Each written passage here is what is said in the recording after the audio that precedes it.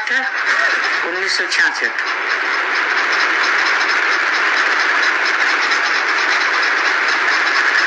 बात चल रही थी भक्ति मार्ग में भगवान के पीछे भागने के लिए, ढूंढने के लिए कितनी तकलीफें लेते हैं। आधा कल्प धक्का खाते ही रहते हैं।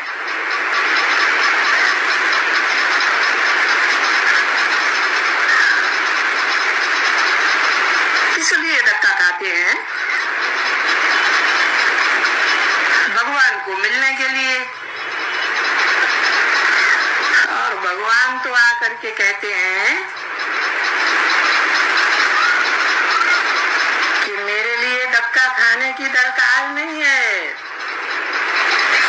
मैं तो अपने आप ही आकर के मिलता हूँ, आप ही मिलने आता हूँ। कब आता हूँ? जब पतितों को पावन बनाने होता है, अथवा नरकवासियों को स्वर्गवासी बनाना होता है। नरकवासी कौन बनाता है? स्वर्गवासी कौन बनाता है? नर, जिसे मनुष्य कहा जाता है, वो नर नरकवासी बनाता है। चाहे कितने भी बड़े बड़े हों, इब्राहिम, बुद्ध, क्राइस्ट ही क्यों न हो, सब सुख की दुनिया से नीचे दुख की दुनिया में, नरक की दुनिया में ले जाते हैं।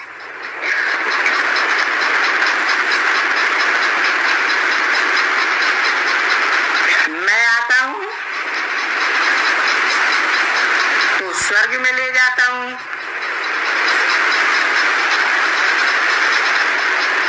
स्वर्ग में कैसे ले जाता हूँ?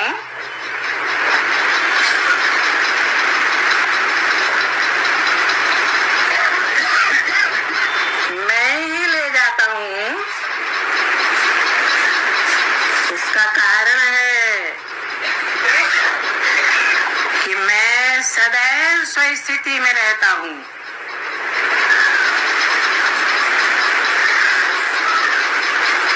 और जो मनुष्य मात्र की आत्माएं हैं, वो स्वस्थिति में नहीं रहती हैं, देहभान में रहती हैं, क्योंकि अपन को देह समझते हैं।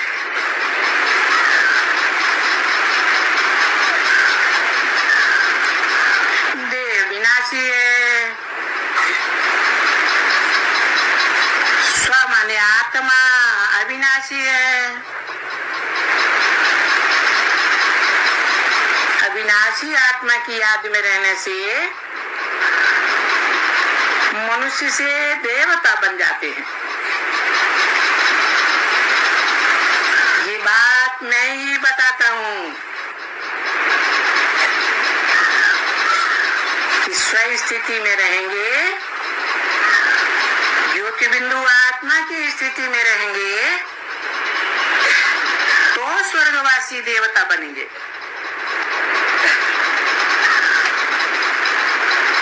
देह की याद में रहेंगे, चाहे अपनी देह हो, चाहे दूसरे की देह हो, दूसरे की इंद्रियां हो, उनकी याद में रहेंगे तो नरकवासी बनेंगे। तो इस समय संगम युग में जब ये मालूम पड़ता है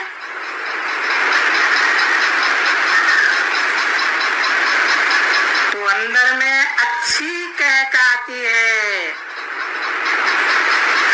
कि हम कैसे छी छी बन गए थे। याद करते करते,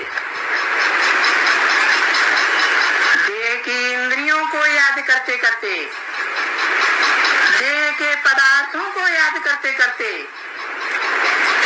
देह के संपर्कियों और संबंधियों को याद करते करते कैसे चीची बन गए।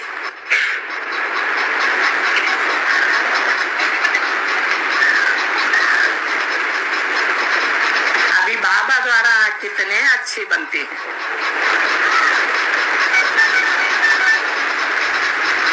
बाबा कौन?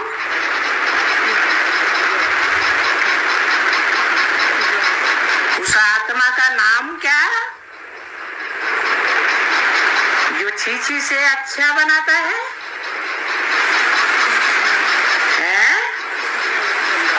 शिव बाबा। मेरी आत्मा का ही नाम शिव है।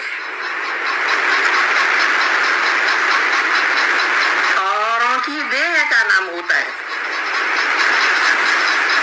मेरी देह है ही नहीं तो देह का नाम भी नहीं है, क्योंकि मैं देहवान में रहकर काम ही नहीं करता हूँ। मैं देह में प्रवेश करता हूँ, देह तो धारण करता हूँ, लेकिन देहवान में नहीं आता।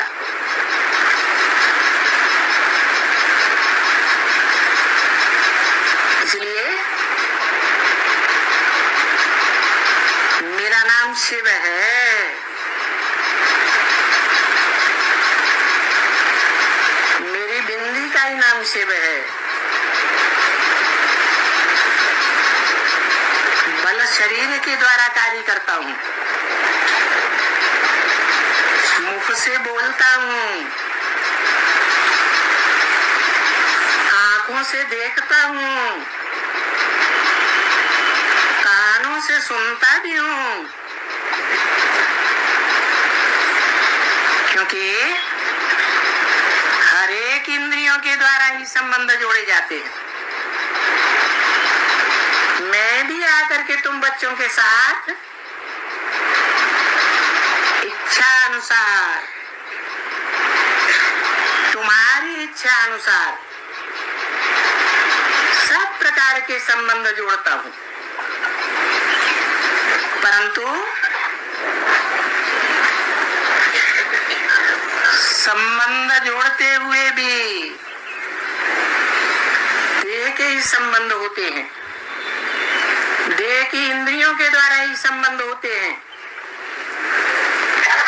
मेरी आत्मा उन बंधनों में नहीं फंसती, क्योंकि सदैव आत्मिक स्थिति में रहता हूँ। तो तुम बच्चे भी जब सदैव आत्मिक स्थिति में रहेंगे तो भले स्वर्ग में, सत्युग त्रेता में देवताएं बनेंगे, लेकिन संबंधों में रद नहीं जाएगी। कोई कर्म बंधन कर्म इंद्रियों का नहीं बनेगा। तो तुम कितने अच्छे बन जाते हो। अभी तो देखो कितने कंगाल, दुखी, कितने झूठे, कितने गंदे। अरे इस वैश्यालय में आकर के तुम क्या हो गए हो?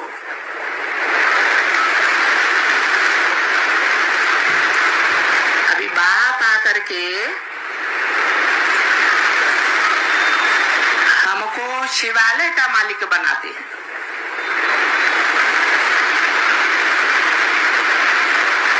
क्या से क्या बदल देते हैं? वैश्यालय से निकाल करके शिवालय का मालिक बनाते हैं। शिवालय, जिस शिवालय में चारों ओर देवताओं की मूर्तियां रखी होती हैं, बीच में उनका बनाने वाला बाप जो मनुष्य से देवता बनाता है वो बैठा हुआ है।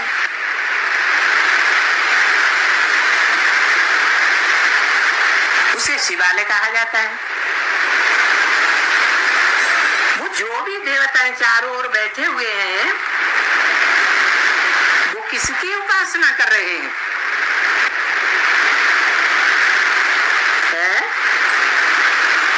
एक की कर रहे हैं या अनेकों की कर रहे हैं? एक की उपासना कर रहे हैं। ज्ञानेंद्रियों से भी एक की उपासना और कर्मेंद्रियों से भी एक की उपासना। उप माने नजदीक, आसन माने आसन लगाकर बैठते हैं। एक से सुनते हैं और कोई से नहीं सुनते हैं। कहाँ की यादगार है? ये संगम युगेश्वर की यादगार है। एक से सुनना। अगर अनेकों से सुनते हैं, अनेकों की सुनाई हुई बातों पर विश्वास करते हैं, तो बाबा ने बता ही दिया अनेकों से सुनेंगे तो व्यभिचारी ज्ञान हो जाएगा। व्यभिचारी ज्ञान हो जाएगा तो उसका रिजल्ट क्या होगा?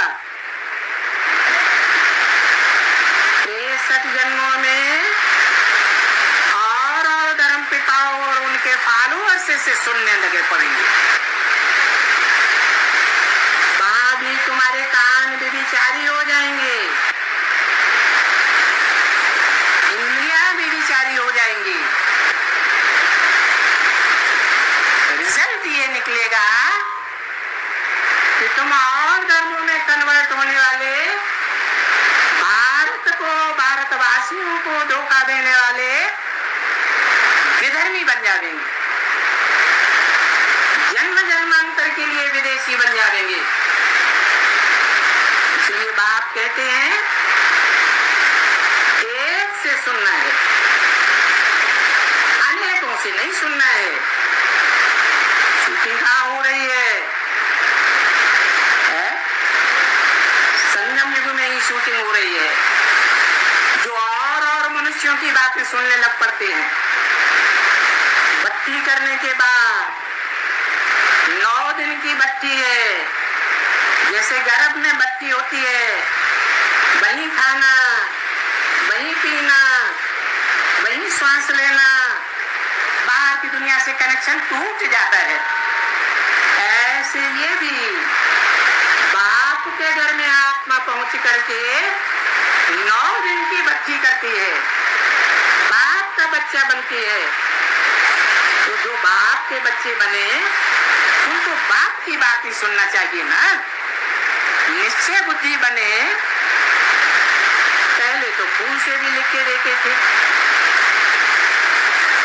अभी इतने खून से निकलने वाले तो नहीं है, लेकिन कागज पर तो लिख के देते हैं, काम पर पेपर पर लिख के देते हैं। तो ऐसे जो लिखने वाले हैं वो भी दूसरों की बातें सुनते और धारण करते हैं या नहीं करते? है? नहीं करते? करते हैं तो काहे की शूटिंग करते हैं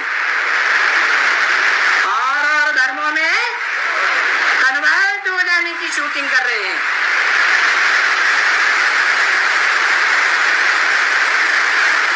अभी रिजल्ट निकलना शुरू।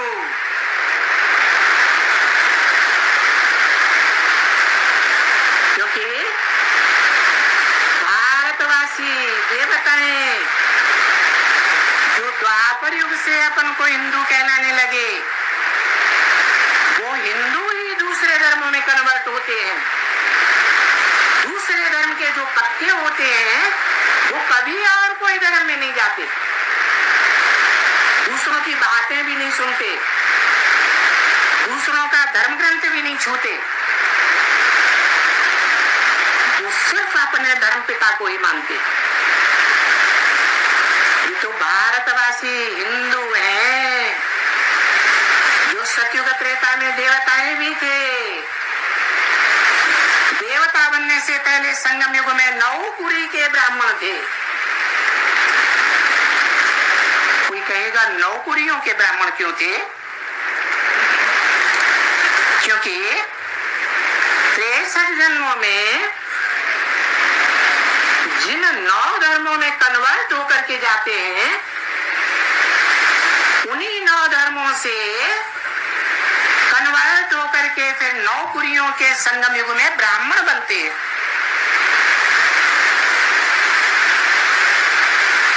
दो प्रकार के ब्राह्मण हैं। एक है पक्के पक्के मुखवंशावली ब्राह्मण,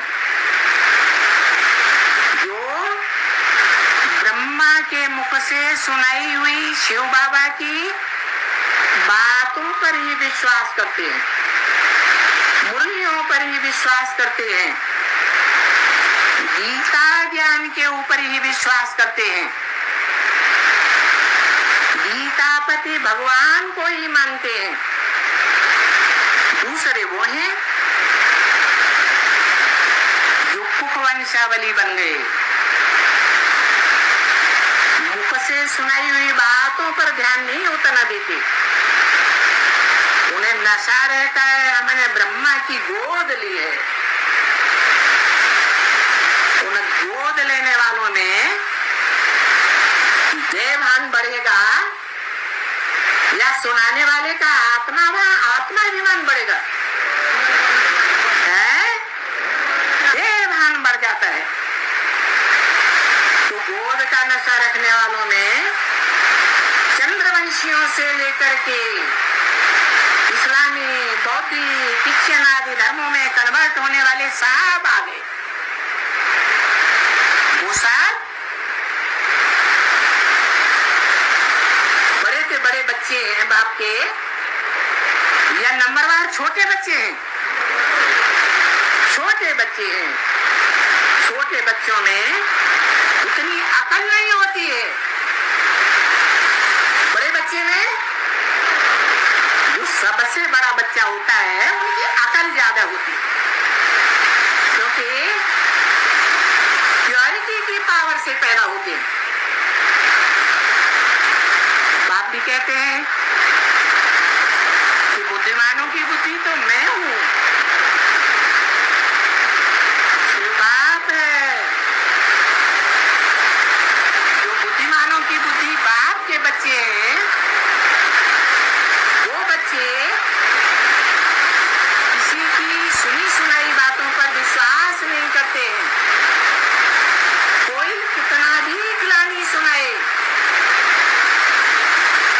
उन बच्चों के दिल में पक्का विश्वास है कि हम बुद्धिमानों की बुद्धि एक शिव बाप के बच्चे, हम कोई ऐरों गैरों के बच्चे नहीं हैं जो दूसरों की बातें सुने।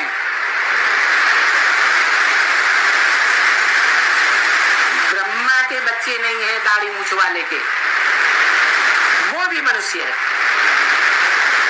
इब्राहिम, बुद्ध, क्राइस्ट आदि धर्म पिताओं के भी बच्चे नहीं है। भले उन्होंने कितनी भी बुद्धिमत्ता से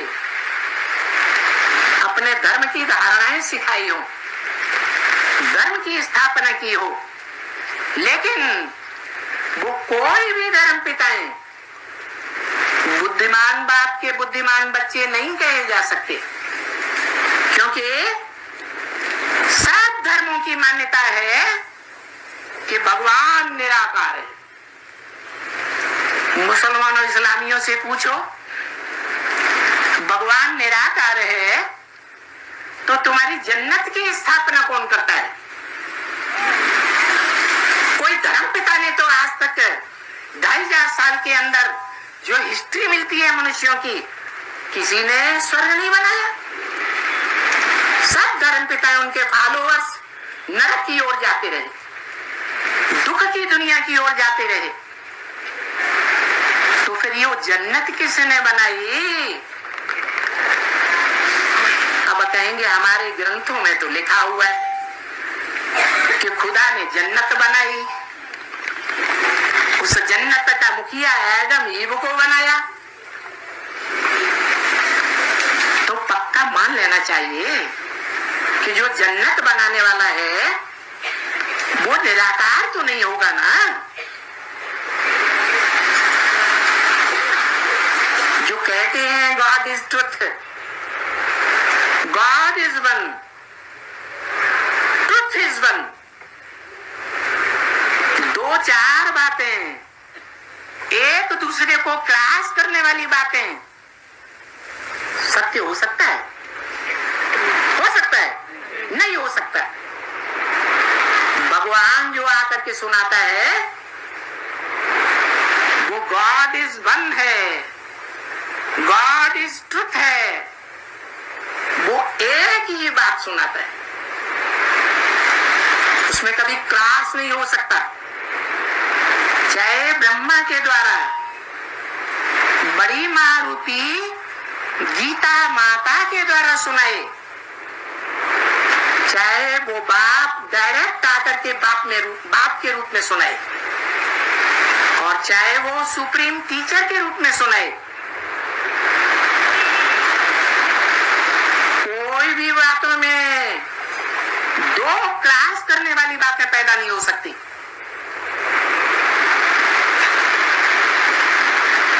ब्रह्मा के मुख से सुनाया, ब्रह्मा वाली आत्मा गुलजार दादी के मुख से सुनाती है। क्या दोनों की वाणियों में कहीं कोई क्रॉस मिलता है? अव्यक्त वाणी में और शिव की वाणी में कोई क्रॉस करने वाली बात आती है? कभी आई? तो देखो, भगवान जब आता है तो प्रवृत्ति में आता है, बेहद की प्रवृत्ति में आता है, और प्रवृत्ति तो माता पिता की ही होती है। बाप इसलिए कहते हैं कि मेरी बात तो माननी ही चाहिए, लेकिन माता की भी बात माननी चाहिए। तो दुनिया की माताओं के बीच सब माताओं की माता कौन? कौन? जगदम्बा। जगदम्बा में भी जब महाकाली का पार्ट बजाती है जगदम्बा, तो उसमें चंद्रमा के रूप में कौन पार्ट बजाता है? मस्तक में ब्रह्मा। तो साबित होता है कि ब्रह्मा ही मूल आत्मा है जो जगदम्बा के अंदर पार्ट बजाती है। जगदम्बा में सहन शक्ति इतनी नहीं होती है जो माता में होनी चाहिए। होती है? ब्रह्मा में इतनी सहन शक्ति थी प्रैक्टिकल में कि आज तक कोई भी ब्रह्मा कुमार, प्रजापिता ब्रह्मा कुमार कुमारी ये नहीं कह सकता कि ब्रह्मा बाबा ने हमको दुख दिया। उन्होंने दुख सहन किया। जिस बहेलिए ने बात का बाण मार करके उनको घायल कर दिया, उसको भी दुख नहीं दिया। तो बताओ, ऐसे ब्रह्मा की बात माननी चाहिए या नहीं माननी चाहिए? उनका सबसे बड़ा गुण कौन सा? सहन शक्ति। इसलिए बोला मन मना भव। क्या करो? मेरे मन में समा जाओ। मत माने मेरे, मन माने मना, मना माने मन में, भव माने समा जा। अब कहने वाला कौन? कौन? अरे ये कौन कहता है? आत्मा का नाम बताओ। है? ब्रह्मा बाबू कहता है। बापट्ठे। अभी बुद्धि देहधारी की तरफ चली गई। ब्रह्मा के अंदर ब्रह्मा कहता है। हाँ, शिव कहता है। तो शिव को मन है अपना, वो सोच विचार करता है।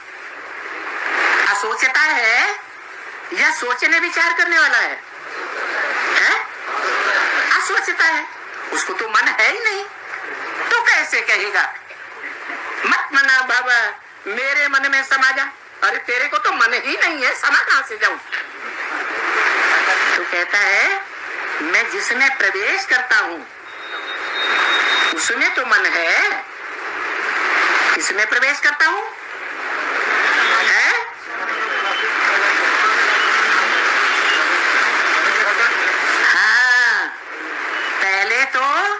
इस मनुष्य सृष्टि के बाप में प्रवेश करता हूं, इसलिए ज्ञान सुनाने के लिए, ज्ञान सुनाने के लिए न जगदम्बा में प्रवेश करता हूं,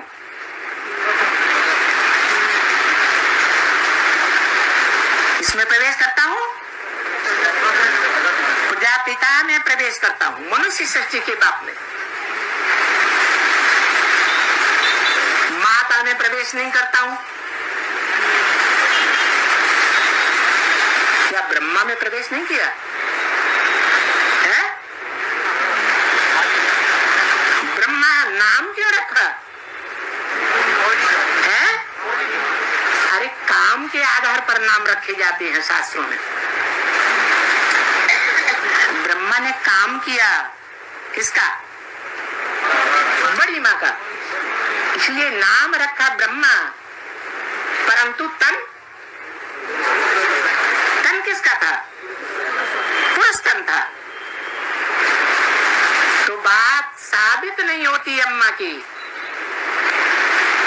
क्योंकि ब्रह्मा की तो पूजा भी नहीं होती।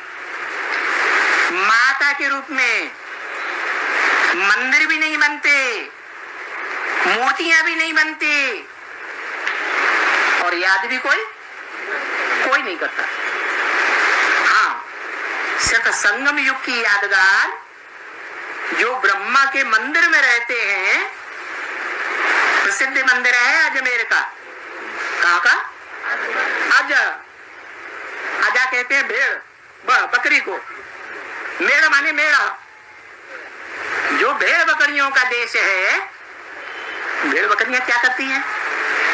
एक बकरी जिधर जाएगी उसी के पीछे साथ चली जाएगी। बकरी कैसे बोलती है?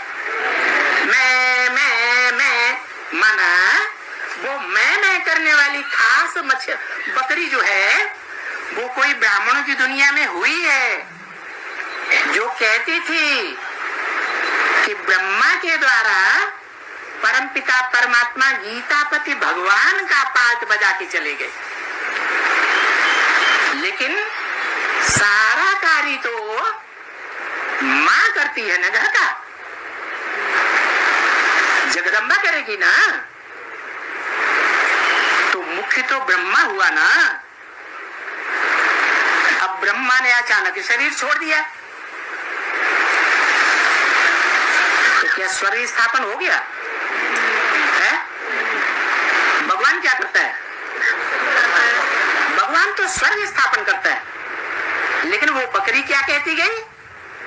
अरे ब्रह्मा ने शरीर छोड़ दिया तो क्या हुआ? इससे कोई फर्क नहीं पड़ता। ब्रह्मा का काम पूरा करने के लिए मैं बैठी हुई है ना, मैं स्वर्ग बनाऊंगी। बड़े बड़े पोस्टर छपा दो, ब्रह्मा के रूप में गुलजार दादी को बैठा दो, बैठा दिया कि नहीं? विष्णु के रूप में जानकी दादी को बैठा दो, बैठा दिया कि नहीं? और शंकर के रूप में जिसे महादेव कहा जाता है, बड़े से बड़ा देवता, वो मैं खुद बैठी हुई हूं, मैं स्वर्ग स्थापन करूंगी। अरे तुम्हारा बाप वही आया राम गया राम होके चला गया, धर्म पिताओं की तरह। स्वर्ग स्थापन हुआ नहीं हुआ? तो जब ब्रह्मा बाप के द्वारा ही स्वर्ग स्थापन नहीं हुआ और ब्रह्मा कुमारियां अभी भी कहती हैं क्या स्वर्ग स्थापन कौन करेगा? हम करेंगे। अरे तुम्हारे बाप का नाम है कुरु, मैं करूंगा, मैं करूंगा। गांधी जी क्या कहते गए? हद के गांधी जी, मैं भारत को राम राज्य बनाऊंगा। फिर बनाया क्या? और ही नरक बन गया, और ही नरक। वो तो हद के गांधी जी हुए। बेहद के गांधी जी ब्राह्मणों की दुनिया में कौन हुए हैं? जब मम्मा ने शरीर छोड़ दिया, असली जो धरित्री थी फॉलो करने वाली, उसने ही शरीर छोड़ दिया, तो जो पिता है वो गर्भ परिवार संभाल पाता है? छोटे छोटे अभी के पैदा हुए बच्चों को संभालेगा? नहीं संभालता। घर नरक बनता है या स्वर्ग बनता है? घर नरक बन जाता है। तो ब्रह्मा जो कार्य नहीं कर सके, लेकिन उनकी बुद्धि में था मैं स्वर्ग बनाऊंगा। और महाभारत में कौन प्रसिद्ध है? जो कुरु माने करने वाले की औलाद है। कुरु माने करो, मैं करने वाला हूं, तुम भी करो। कुरु माने करो। कुरु की औलाद कौन हुआ बड़ा? उसका नाम क्या था? नहीं, पांडव कुरु की औलाद थे। पांडव कहते थे मैं करूंगा। धृतराष्ट्र, उसका नाम क्या दिया? धृतराष्ट्र। धृत माने धर लिया, राष्ट्र माने धन संपत्ति। जिन्होंने सारे ही देश की सारी ही धन गया चालाकी से, उसका नाम क्या रख दिया? धृतराष्ट्र। अगर इस हिसाब से ब्रह्मा धृतराष्ट्र साबित होता है, कुरु की औलाद, स्वर्ग बनाने वाला मैं हूं, सब कुछ करने वाला मैं हूं प्रैक्टिकल जीवन में। शिव तो निराकार है, वो तो प्रैक्टिकल होता ही नहीं। शिव तो निराकार आत्मा है ना, प्रैक्टिकल कैसे होगा? शरीर के द्वारा, बिना शरीर के, शरीर के द्वारा। तो प्रैक्टिकल उन्होंने समझा मैं हूं, क्योंकि मैं ही गीता का साकार भगवान हूं, गीतापति भगवान हूं। तो दुनिया में जितने भी अपने को शिवो हम करके बैठ गए, ब्रह्मास्मि, हम ही ब्रह्मा है, हम ही भगवान है, ये कह करके बैठ गए, उन्होंने दुनिया को नरक बनाया या स्वर्ग बनाया? नरक बनाया। ऐसे धृतराष्ट्र, उन्होंने ब्राह्मणों की दुनिया की सारी धन संपत्ति अपने कब्जे में कब कर ली? है? कब की?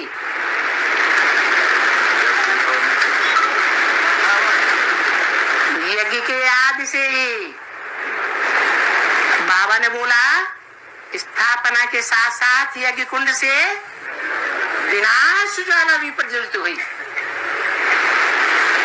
जो विनाश ज्वाला प्रज्वलित हुई, तो झगड़ा होगा या नहीं? चिंगारी पहले छोटी होती है या बड़ा बवंडर का रूप धारण कर लेती है? पहले तो छोटी होती। तो सन 36 से ही वो चिंगारी लगी हुई थी। उस चिंगारी ने 41 से 42 तक आते आते बड़ा रूप धारण कर लिया। यज्ञ के अंदर से विरोधाभास इतना बड़ा शुरू हुआ कि धोबी घाट की बात को लेकर के बड़ा बवंडर शुरू हो गया। धोबी घाट क्या होता है? धोबी घाट पर क्या किया जाता है? कपड़े कौन से? शरीर रूपी वस्त्र। वो शरीर रूपी वस्त्र धोबी धोता है धोबी घाट पर। पहले घर में डाल के धोता है, फिर कहाँ ले जाता है? धोबी घाट तक ले जाता है। तो सन 41-42 तक, और जब तक प्रजापिता ने शरीर छोड़ा तब तक भी आम और खास रूप से ब्रह्मा की गोद में पलने वाले जो भी ब्राह्मण बच्चे हैं, उनके शरीर रूपी वस्त्र बड़े से बड़े धोबी ने, जिसे बेहद का धोबी कहा जाए या हद का, धोए। लेकिन जिनके कपड़े धोए वो माताएं हुई बेहद की या नहीं हुई? है? हुई। उन माताओं में से बहुत सी माताएं ऐसी थी जो दूसरे धर्म से कन्वर्ट होकर के आई थी, जिसके लिए मुरली में बोला है कोई पूर्व जन्म की वैश्या है, भले इस जन्म में ब्राह्मण बन जाए तो भी आगे चल करके वो क्या हो जाएगी? है वैश्या ही बन जाएगी, विशेष दुनिया बनाने के निमित्त बन जाएगी। तो ऐसी ढेर की ढेर माताएं थी। उनमें कोई मुखिया माता है क्या? उनमें कोई मुखिया माता, वो मुखिया माता वही जो धृतराष्ट्र की अव्वल नंबर औलाद साबित होती है। मैं करूंगी,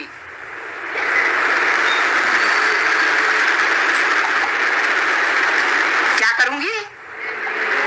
क्या करूंगी? स्वर्ग स्थापन मैं करूंगी। कैसे बन गई?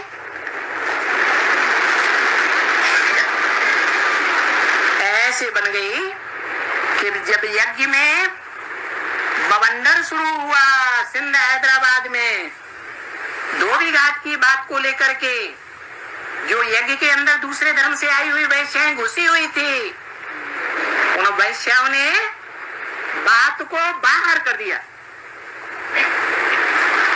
कोई माता अपने पति की इंद्रियों के संबंध की बातों को बाहर की दुनिया में बोलना शुरू कर दे तो उस माता को क्या कहेंगे? वैश्या कहेंगे या सदवा कहेंगे? क्या कहते हैं? वैश्या कहेंगे। बेवफा कहेंगे या वफादार कहेंगे? बेवफा कहेंगे। ऐसी बेवफा नंबरवार माताओं ने सिंध हैदराबाद के बड़े बड़े साहूकारों के बीच, जहां से वो आई थी, बड़े बड़े साहूकारों की बहू बेटियां बनकर के आई थी यज्ञ के याद में, वहां जाकर के उन्होंने विस्फोट कर दिया। और सिंध हैदराबाद के जो बड़े बड़े लोग थे वो विरोधी बन गए। एक बड़ा बवंडर शुरू हुआ। उस बवंडर के शुरू होते ही यज्ञ से पहले कौन भागा? है? विश्वेश्वर भाऊ नहीं भागे। जो बात मालूम नहीं हुआ करे नहीं बोला करो। विश्वेश्वर भाऊ ने तो यज्ञ में शरीर छोड़ा है 1967 में। कौन भागा? ब्रह्मा बाबा भागे। एकदम भाग करके अज्ञात स्थान में जाके बैठ गए। कोई ब्रह्मा कुमार कुमारी को पता नहीं चला कहां गए। तो धर्म पिताएं तो होते ही हैं सब सन्यासी। प्रवृत्ति मार्ग को निभाने वाले नहीं होते हैं। एक शादी करेंगे, दूसरी करेंगे, तीसरी करेंगे, चौथी करेंगे। ये प्रवृत्ति मार्ग को निभाना हुआ क्या है कि प्रवृत्ति मार्ग को तोड़ना हुआ? अरे बाप तो 16,000 भी रखता है। यज्ञ के आदि में ही आवाज निकली थी, अमेरिका तक आवाज पहुंची, अखबार में बात निकली कि इंडिया का एक जौहरी कहता है कि मुझे 400 मिल गई है रानियां और मुझे 16,000 रानियां चाहिए। और भागवत में कितना लाइन है? 16,000 के भागने का लाइन है। भागने की मुख्य बात होने के कारण उस ग्रंथ का नाम पड़ा भागवत। तो देखो, भगवान वेद की प्रवृत्ति वाला है, तो भी जिसको एक बार अपनाता है, सरेंडर करता है, क्या उनको धक्का देके भगाता है? अभी तक किसी को भगाया नहीं, अपने आप भाग जाते हैं, वो बात अलग है। तो देखो, भगवान में और इन ब्रह्मा इब्राहिम जैसे धर्म पिताओं में कितना वास्ट अंतर है।